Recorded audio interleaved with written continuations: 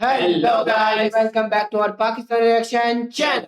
हम टीम की तरफ से मैं हूं मिस्टर पतलू और मेरे साथ हैं मैं हूं जुनेद। मैं हूं शाबान। आज की जो भाई वीडियो लेकर आऊं, मैं पता नहीं कहां घुस गया हूं इंडिया के अंदर। किधर गया? बाहर निकला, बाहर देख रहा हूं कभी कल्याणी ग्रुप आ जाता है, कभी क्या ग्रुप आ जाता है। आज फिर आ गया भाई डीएस ग्रुप।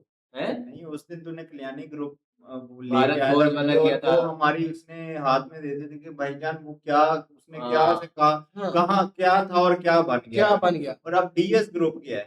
डीएस ग्रुप भाई साहब, ये तो मैंने टाइटल में सिर्फ पढ़ा है कि 0 to 10,000 करोड़। हैं? 0 to 10,000 करोड़ एम्पायर।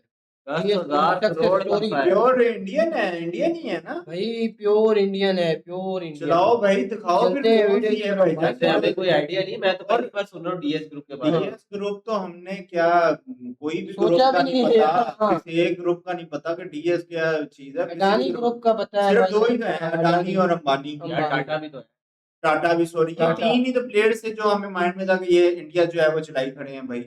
पान की गुमटी पर बैठने वाले इन दो लोगों ने कैसे खड़ी कर दी 10,000 करोड़ की एम्पायर। असल में ये कारनामा कर दिखाया है धर्मपाल और उनके बेटे सतपाल जी ने, जिन्होंने डीएस ग्रुप की शुरुआत की थी। अरे भाई, डीएस ग्रुप नहीं पता तो फिर आप पल्स कैंडी, पास पास, रजनीगंधा, बाबा इलायची और कैच मसाले को तो जानते हैं ना। जी हाँ, तो यही ग्रुप कैंडी हमारे पास भी आती है भाई साहब, पता है?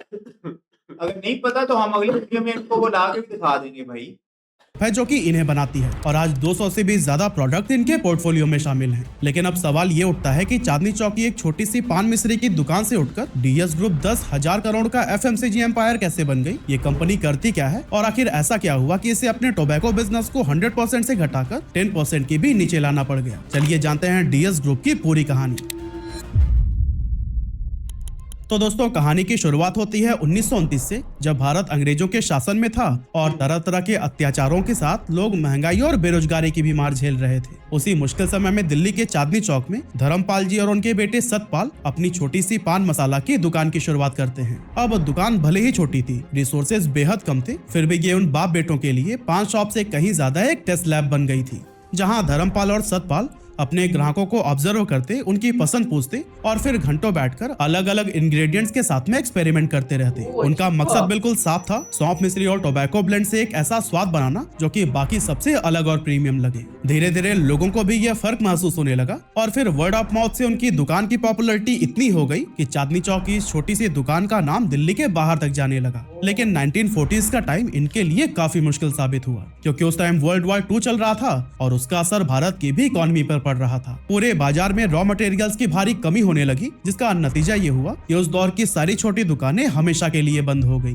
अब यही मुश्किल धर्मपाल और सतपाल के भी सामने आ खड़ी हुई। दुकान का स्टॉक तेजी से खत्म हो रहा था, सप्लाई लगभग रुक चुकी थी और कई बार ग्राहकों को खाली हाथ ही वापस लौट जाना पड़ता था। लेकिन फिर जब ये समस्या महीनों तक चलती रही तो दोनों ने फैसला किया कि अब वो सप्लायर्स पर डिपेंडेंट नहीं रहेंगे, बल्कि खुद ही रॉ मटेरियल्स ढूंढ कर लाएंगे। इसके लिए उन्होंने सीधे किसानों से कांटेक्ट किया और मिडिलमैन को हटाकर मटेरियल्स की सोर्सिंग डायरेक्ट करनी शुरू कर दी, जिसका असर ये हुआ कि जहां इनके बाकी कॉम्पिटिटर्स का व्यापार मंदा पड़ा हुआ था, वहीं इनके पान, टोबैको ब्लेंड और सौंफ मिश्री की बिक्री काफी ज्यादा बढ़ गई। और फिर 1940s आते आते इनके स्वाद की पहचान लोगों की जुबान पर चढ़ गई। लेकिन धीरे धीरे उन्हें एक बड़ी रियलिटी समझ आई कि हाथ से हर मसाला एक बराबर मिलाते रहना बढ़ती डिमांड के साथ में अब पॉसिबल नहीं था। उन्हें समझ आ गया था कि अगर बिजनेस को आगे बढ़ाना है तो फिर टेस्ट को स्टैंडर्डाइज करना पड़ेगा। यहीं से एक नया आइडिया आया कि क्यों ना सब कुछ हाथ से करने के बजाय एक छोटा सा मैन्युफैक्चरिंग सेटअप शुरू किया जाए। अब आज ये बात नॉर्मल लग सकती है, लेकिन उस समय पान मसाला का पूरा मार्केट अनऑर्गेनाइज था, सब कुछ खुले पाउच में बिकते थे,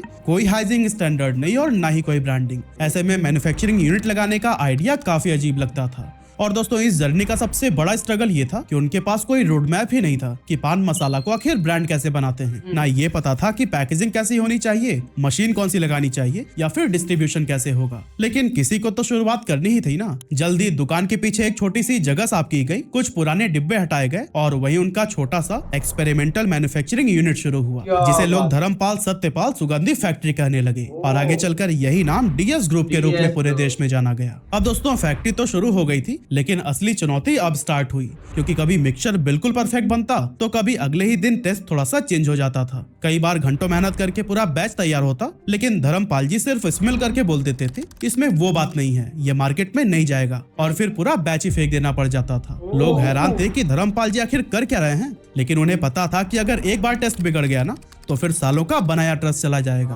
और फिर इस तरह आखिरकार कई सारे एक्सपेरिमेंट्स के बाद 1946 में डीएस ग्रुप का पहला स्टैंडर्डाइज्ड प्रोडक्ट तैयार हुआ, जाफरानी पत्ती, जो कि आगे चलकर जाफरानी पत्ती 120 के नाम से फेमस हुआ। अब प्रोडक्ट तैयार था, पैकेजिंग भी हो चुकी थी, लेकिन असली दिक्कत आई डिस्ट्रीब्यूशन में। डिस्ट्रीब्यूटर्स ने यह कहकर मना कर दिया कि पान मसाला भाई पैकेट में कौन खरीदेगा, लोग तो इसे खुला ही पसंद करते हैं। ऐसे में डिस्ट्रीब्यूटर्स को मनाने के बजाय दोनों भाइयों ने सीधे रिटेल शॉप्स को ही टारगेट करना शुरू कर दिया। वो खुद चांदनी चौक, सदर बाजार, काश्मीरी गेट जैसे बाजारों में जाकर दुकानदारों से मिलने लगे। हालांकि रिटेलर्स भी उनका प्रोडक्ट देखकर हिचकिचा ही रहे थे, लेकिन तभी सत्यपाल जी ने एक सिंपल सा ऑफर दिया कि आप बस कुछ पैकेट अपने काउंटर पर रख लीजिए, अगर नहीं बिकेंगे तो हम वापस लेकर जाएंगे। और फिर जब इतना आश्वासन दे दिया तो फाइनली रिटेलर्स भी मान गए। और फिर इसके बाद जो भी ग्राहक दुकान पर आता वो जाफरानी पत्ती की खुशबू और उसकी साफ सुथरी पैकेजिंग तुरंत नोटिस करने लगता था। एंड जब लोगों ने इसे टेस्ट किया तो इसका अरोमा और फ्लेवर उनके दिल को छू गया, जिसकी वजह से देखते ही देखते ये प्रोडक्ट लोकल कस्टमर्स के बीच में सुपरहिट हो गया। इस सक्सेस से सत्यपाल जी का कॉन्फिडेंस और ज्यादा बढ़ गया, जिससे आगे एक्सपेरिमेंट करते हुए 1958 में उन्होंने इंडिया का पहला ब्रांडेड च्यूइंग टोबैको लॉन्च किया, बाबा।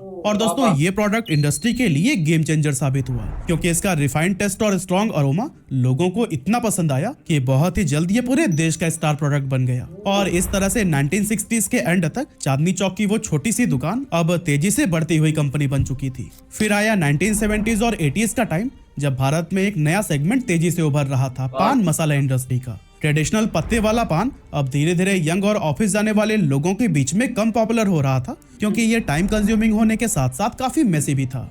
यहीं से पान मसाला एक मॉडर्न अल्टरनेटिव बनकर सामने आया, जो कि सुपारी, कत्था, चूना और इलायची जैसे इंग्रेडिएंट्स का एक ड्राई मिक्सचर होता था।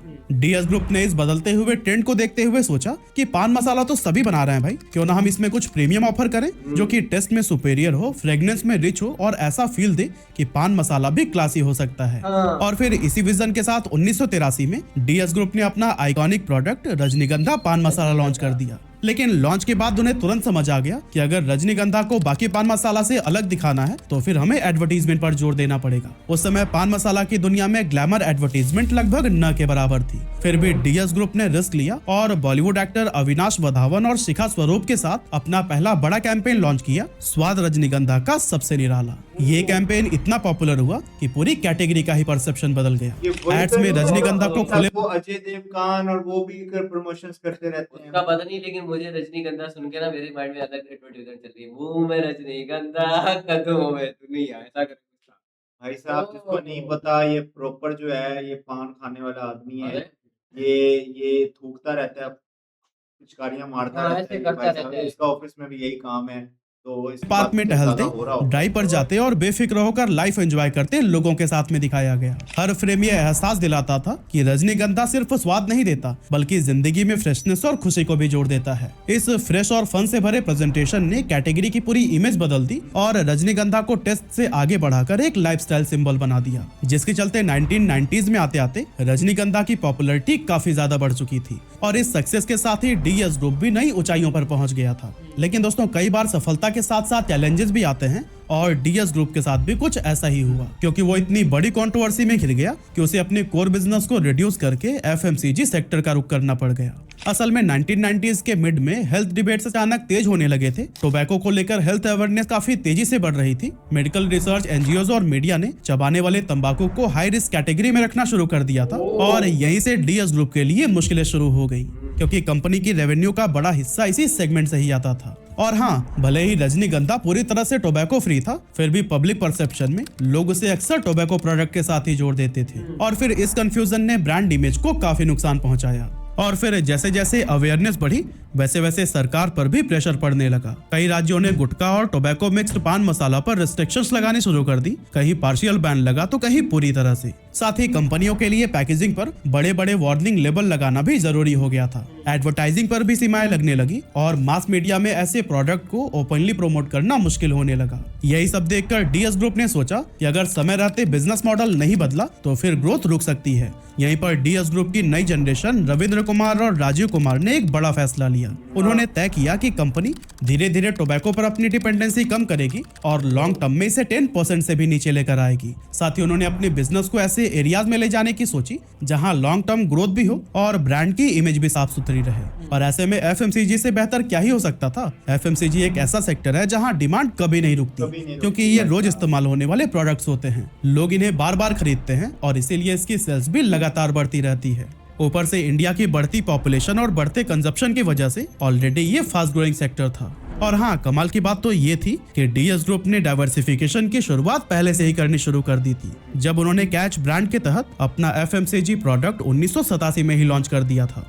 लेकिन इसको उन्होंने बहुत सीरियसली शुरू नहीं किया था। यह उस समय कुछ नया आजमाने की बस एक एक्स्ट्रा कोशिश थी। लेकिन 1999 डीएस ग्रुप के लिए एक बड़ा टर्निंग पॉइंट साबित हुआ, क्योंकि यहीं से इन्होंने बड़े लेवल पर तंबाकू से हटकर नए सेक्टर्स में डाइवर्सिफिकेशन शुरू किया। पहले तो इन्होंने catch natural spring water launch किया, फिर पास जैसा रेवोल्यूशनरी प्रोडक्ट। लेकिन साल 2000 के बाद से डीएस ग्रुप ने काफी तेजी से और कई सारे नए नए बिजनेस में एंट्री लेना शुरू कर दिया। जैसे नैनीताल में मनु महारानी लग्जरी होटल खोला, स्विट्जरलैंड बेस्ड कंपनी के साथ पार्टनरशिप करके डीएस कैनपैक पैकेजिंग यूनिट शुरू की, जहां फूड और स्नैक्स प्रोडक्ट्स के लिए मॉडर्न सिलेंड्रिकल कैंस बनाए जाते हैं। कैच मसाले को बेवरेजेस तक बढ़ाया और सैंडलवुड प्लांटेशन और मॉडर्न फार्मिंग जैसे सेक्टर्स में जाकर धीरे धीरे टोबैको पर अपनी डिपेंडेंसी कम करने लगा। हालांकि इस टाइम पर भी डीएस ग्रुप की ज्यादातर कमाई टोबैको से ही आती थी, लेकिन बढ़ते रेगुलेशंस और हेल्थ अवेयरनेस को देखकर कंपनी समझ चुकी थी कि इस बिजनेस पर हमेशा निर्भर रहना सही नहीं होगा। इसी वजह से 2011 के बाद उन्होंने तेजी से एफएमसीजी और दूसरे सेक्टर्स में भी डाइवर्सिफाई करना शुरू कर दिया। जैसे कि राजस्थान में डेयरी यूनिट खरीदी, चिंगल च्युइंगम लॉन्च किया और कैच ब्रांड को बेसिक स्पाइसेस से लेकर ब्लेंडेड मसालाज और टेबल टॉप स्प्रिंकल्स तक एक्सपेंड कर दिया। और फिर धीरे धीरे कैच, पास और चिंगल जैसे ब्रांड हर घर में ही पहचाने जाने लगे। और फिर 2014 तक डीएस ग्रुप का रेवेन्यू करीब 4800 करोड़ तक पहुंच गया था, जिसमें टोबैको का हिस्सा सिर्फ 25% रह गया था। यानी कि अब बिल्कुल क्लियर था कि डीएस ग्रुप धीरे धीरे टोबैको कंपनी से एक multi category FMCG power house बन रहा था। इसी दौरान 2015 में डीएस ग्रुप ने अपना एक आइकॉनिक प्रोडक्ट लॉन्च किया, पल्स कैंडी, और ये कुछ ही महीनों में पूरे देश में हिट हो गई। इसका यूनिक फ्लेवर और सडन टैंगी ब्रस्ट लोगों को बहुत पसंद आया। कैंडी मार्केट जो सालों से एक ही टेस्ट पर चल रही थी, पल्स ने आकर पूरी कैटेगरी को ही रिडिफाइन कर दिया। 2016 की शुरुआत तक लॉन्च के सिर्फ 8 महीनों में ही पल्स कैंडी ने 100 करोड़ रुपए की सेल्स को पार कर ली थी। और ये अचीवमेंट सिर्फ 1 रुपए की कैंडी के लिए बहुत बड़ा था, वो भी बिना किसी एडवर्टीजमेंट के। 2017 तक पल्स पहले जो थी वो 2 रुपीस की मिलती है, लेकिन अब जो है वो 5 रुपीस की एक कैंडी है। भारत का नंबर 1 कैंडी बन चुका था, जिसने उस साल 326 करोड़ रुपए का रेवेन्यू दर्ज किया। और सिर्फ 2 साल में उसने कैंडी मार्केट का 1/3 हिस्सा अपने कब्जे में कर लिया। 2018 से 2021 के बीच डीएस ग्रुप ने तुलसी रॉयल खजूर प्लस, बाबा ब्लैक सुपारी, केवल मसाले और पल्स नटकारे जैसे कई सारे प्रोडक्ट्स लॉन्च करके अपने एफएमसीजी पोर्टफोलियो को और मजबूत कर लिया। तो ये अभी तक हमारे पास कैसे आ रही है? तो हमारे पास चल रही है यार, बहुत ज्यादा चलती है। तुलसी तो बहुत खाती है लोग भाई। 2025 तक डीएस ग्रुप ने यह साबित कर दिया कि उसकी ट्रांसफॉर्मेशन सिर्फ शब्दों में नहीं बल्कि रिजल्ट्स में भी नजर आती है। आज डीएस ग्रुप 10,000 करोड़ का रेवेन्यू क्रॉस कर चुका है और कंपनी का एम है कि इसे बढ़ाकर वो 2030 में 20,000 करोड़ तक कर लेंगे। फिलहाल इस 10,000 करोड़ रुपए के रेवेन्यू में फूड एंड बेवरेजेस ने 42%, माउथ फ्रेशनर्स ने 38% और हॉस्पिटैलिटी ने 3% कंट्रीब्यूट किया है। ओके जी, तो ये थी वीडियो डीएस ग्रुप्स की। यार हमें तो आइडिया ही नहीं था कि यार एक छोटी, अब देखो जिसने स्टार्ट लेना होता है या जिसने स्टार्ट करना होता है ना, तो उसके लिए चीजें मैटर नहीं करती। अब हमारे नजदीक अगर हमने कोई बिजनेस स्टार्ट करना है ना, तो हम ये टबाको वाली तरफ ना जाते वक्त पहले 100 दफा सोचेंगे, उसके बाद फिर हम स्टार्ट भी नहीं करेंगे। सोचेंगे तो अलग, लेकिन स्टार्ट भी नहीं करेंगे कि यार ये चलेगा नहीं चलेगा, लोग खरीदते हैं नहीं खरीदते, वो एक अलग चीज हो जाती है। देखो 1 रुपए की टॉफी से स्टार्ट किया मैंने। 1 रुपए की टॉफी जो दी है, हम जब भी देखें यार 1 रुपए की टॉफी क्या ही बचेगा, ऐसे ही है भाई। उसका रेपर बनेगा, टॉफी बनेगी, 1 रुपए में क्या ही बनेगा। भाई अगर आप देखें ना तो इंडिया में हर कोई बंदा रिस्की है, मतलब रिस्क लेता है वो प्रॉपर बिजनेस के भाई लिए। ये तो बिजनेस का रूल है, जो रिस्क लेगा वो एक ना एक दिन कुछ ना कुछ बन जाएगा। जिसने रिस्क ही नहीं लेना, जिसने ट्राई नहीं करना, तो वो फिर कैसे करेगा? असल उन्हें उसने भी रोते ही रहना कि भाई ये नहीं हुआ, फलाना हुआ, मेरे पास ये नहीं था, वो नहीं था, ऐसा हो जाता। तो ये चीजें तो साथ उन्होंने इन्वेस्टमेंट की ना आगे देखो, लेकिन जितना भाई उसका ये भी तो देखो ना कि स्टार्ट किस किस प्रोडक्ट से उन्होंने किया, उसमें क्या चैलेंजेस प्रोपर हैं पत्ती उनको। पान मसाले से शुरू किया हाँ, था उसके और बाद भाई उनका बिल्कुल प्रोडक्ट ठप हो गया, हाँ। बिकना बंद हो गया, ट्रेड बंद होगी, वार शुरू होगी, मतलब कि एक सारे प्रोसेस से गुजर के फिर उन्होंने एफएमसीजी के वो जो प्रोडक्ट है हाँ, उसके उसकी अंदर तरफ कदम उन्होंने रखा। अपना शिफ्ट मारा और और भाई फिर साहब ये जिसकी सोच भी नहीं जाती, यानी कि इस लिहाज से कि ये कैंडीज कुंडीज हमारे नजदीक क्या है, कुछ भी नहीं है कि कुछ भाई भी नहीं कितना कोई कमा लेते होंगे, हाँ। लेकिन भाई हजारों करोड़ों का बिजनेस भाई। और भाई उसके अलावा उन्होंने देखे ना ज़रूरियात में जो किचन में ज़रूरी होता है मसाला वो भी बनाना शुरू कर दिया। हाँ। उसके बाद बच्चों के लिए च्युइंगम्स वगैरह भी प्रोडक्ट वो भी थी। फिर ऐसा ही है। कैंडी भाई उन्होंने देखें ये देखो, उन्होंने जैसे उनकी कोई भी थोड़ी सी उनकी गलती होती तो वो सारा कुछ गिरा देते, सारा जो कुछ भी उन्होंने हाँ, इसका क्वालिटी वही पे नो देख लो, कॉम्प्रोमाइज़। वही देख लो कि जो उन्होंने प्रोडक्ट बनाई उसके बाद जी जरा सी उनको वो स्मेल उस तरह की नहीं आई हाँ। या वो फ्लेवर उनका नहीं बना तो उन्होंने वो जाया कर दी। ज़ाया कर भाई दी। इधर वो चीज होती तो वो चीज चल चुल जानी थी, वो जाया जुए वाली हाँ। कोई कॉन्सेप्ट है ही इधर नहीं। सूंघ के चेक किसने करना है? सूंघ के मुझे क्या पता है। हर किसी हर कोई कहता है कि भाईजान जाने दे। 2 नंबरी करती है करो, पैसों को सलाम है हर चीज को हाँ। भाई, सीधी सी बात कभी है। भी मैंने स्नैक्स खाए ना, स्नैक पहले जब नई कंपनी के नए आते ना वो बहुत ही अच्छे होते हैं, जब वो फेमस होते हैं फिर इतने बेकार होते हैं, बंदे का खाने का दिल ही नहीं है, करता ऐसा ही भाई है। साहब। ऐसा ही है। हाँ तो व्यूअर्स, ये थी हमारी आज की वीडियो डीएस ग्रुप की। तो जो जो लोग डीएस ग्रुप को जानते हैं तो वो उनको उनसे हमारी विनती है कि हमारे चैनल को सब्सक्राइब कर दें। कर दें उसके भाई, अलावा भी प्लीज़ जितने सब्सक्राइब लोग हैं ना करें। हमारे चैनल को सब्सक्राइब करें, वीडियो को लाइक करें, इतना शेयर करें कि डीएस ग्रुप के जो ओनर है उन तक हमारी वीडियो गरम पहुंच पानी जाए। तक हमारी वीडियो पहुँच जाए भाई साहब। मिलते हैं फिर नेक्स्ट वीडियो में, till then Take take care. Care.